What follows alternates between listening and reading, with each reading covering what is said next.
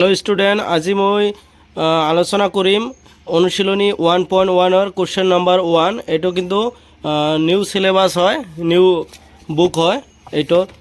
प्रतिट हंकारे यार मौलिक उत्पादकबৰৰ गुणफल हिसाबे प्रकाश करा एटो आज मैं समाधान करी देखुआम। इयात आछे 140 जितो लास्ट डिजिट है 0 है एटो जुग्म संख्या ইয়াক আমাৰ মৌলিক সংখ্যাৰে এটো ডিভাইড কৰিব লাগিব অথবা ভাগ কৰিব লাগিব। যদি যুগ্ম সংখ্যা হয় আমি যুগ্ম সংখ্যা যেটো মৌলিক যুগ্ম সংখ্যা হয় এটোৰে আমি এটো ডিভাইড কৰিম। মানে মই প্ৰথমে এটো 2 ৰে ডিভাইড কৰিম। 2 7 গুণ 14 ইয়াত এটা 0 আছে 0 টো 0 জায়গাতে থাকিল। এতিয়াও এটো যুগ্ম সংখ্যা আছে আমি যুগ্ম সংখ্যাৰে এটো ডিভাইড কৰিম 2 দিয়ে। 2 3 গুণ 6 ইয়াত আছে 7 তাহলে এটো 1 আছে 0 টো মই কাটি নমালো ইয়াত 10 হল ইয়াত 5 বাজায় 2 5 জাৰ 10। এতিয়া ইয়াত অযুগ্ম আছে মই অযুগ্মৰে এটো ডিভাইড কৰিম। ইয়াত এটা আছে 3 এটা আছে 5 এটা আছে 3 এটা আছে 5 ইকুয়াল 8 8 টক 3 ৰে ডিভাইড নহয় তেনেহলে 35 তো 3 ৰে ডিভাইড নহয় মই এটো 5 ৰে ডিভাইড কৰিম। 5 7 জাৰ 35 যেতিয়া মৌলিক সংখ্যা ওলাব তেতিয়া এটো আৰ ডিভাইড কৰিব নালাগে। ইয়াত আছিল 140 ইকুয়াল যিবিলাকে ইয়াত কি আছে উৎপাদক আছে অথবা ফ্যাক্টর আছে এটো লিখিব লাগে। দুটা 2 আছে 2 স্কয়ার ইনটু 5 ইনটু 7 এটো সমাধান।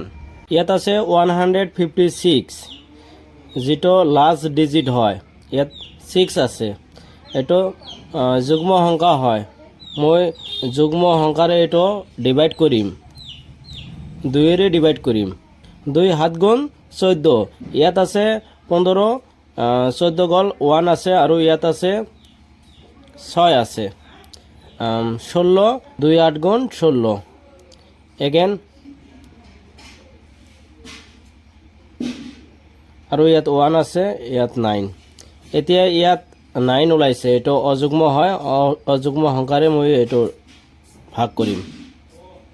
3 1 গুণ 3 3 3 গুণ 9 ইয়াত 13 ওলাইছে এটো মৌলিক সংখ্যা হয় প্ৰাইম নাম্বার। 156 ইকুয়াল ইয়াত এটা 2 আছে ইয়াত এটা 2 আছে 2 স্কয়ার ইনটু 3 আৰু আছে 13। কোশ্চেন নাম্বাৰ 3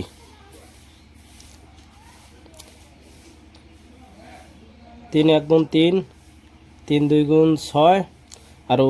ইয়াত আছে 2 ইয়াত আছে 2 22 3 7 গুণ 21 আৰু 1 আছে আৰু ইয়াত আছে 5 15 হলে 3 5 গুণ 15 এগেন 3 3 4 গুণে 12 3 2 গুণে 6 আৰু 1 আছে আৰু ইয়াত আছে 5 15 3 5 গুণ 15 ইয়াত আছে 4 2 5 এটো অযুগ্ম হয় এটো 3 ৰে এটো হৰণ না যায় 5 ৰে হৰণ যাব।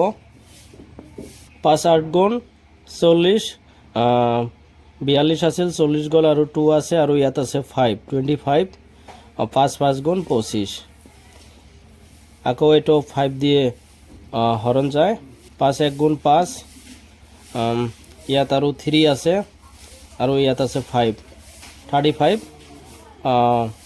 5 7 গুণ 35 3 8 2 5 দুটা 3 আছে 3 স্কয়ার দুটা 5 আছে 5 স্কয়ার আৰু এটা আছে 17। 5005 কোশ্চেন নাম্বার 4 এটো 5 এর ডিভাইড যাব 5 1 গুণ 5 5 0 0 5 0 0 5 ওকে 5 ইয়ার পিছত এটো 7 এর এটো ডিভাইড যাব 7 1 গুণ 7 ইয়ার 10 আছিল 7 গল 3 আছে আৰু ইয়াত আছে 0 30 7 4 গুণ 28 আৰু 2 আছে আৰু ইয়াত আছে 1 21 7 3 গুণ 21 এতিয়া এইটো 11 এইটো ভাগ যাব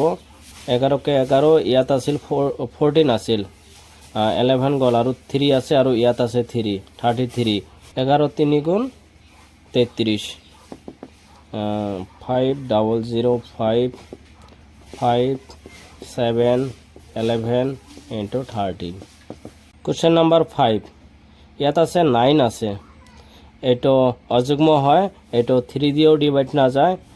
5 দিয়েও না যায় এটো যাব 17 দিয়ে 17 দিয়ে 17 4 গুণ 17 4 গুণ হলো 68 ইয়াত আছিল 74 ইয়াৰ পৰা 74 ৰ পৰা 68 গেলে আৰু ইয়াত থাকব 6 আৰু ইয়াত আছে 2 তেনেহ'লে হ'ল 62 ইয়াত 3 বাৰ যাব 17 3 গুণ 51 আৰু ইয়াত 11 থাকিব ইয়াত আছে 9 এটা হলো 119 এটো 7 বাৰ যায় ইয়াৰ পিছত এইটো 17 দিয়ে আৰু ডিভাইড না যায় ইয়াত 98 এইটো ডিভাইড কৰিব লাগিব এইটো 2 বাৰ যাব আগতে আছিল 43 এতিয়া এইটো মাইনাস হ'ব 38 আৰু ইয়াত থাকিব 5 আৰু ইয়াত আছে 757 এইটো 3 বাৰ যাব 3 বাৰ 7429 equals 17 into 19 into 23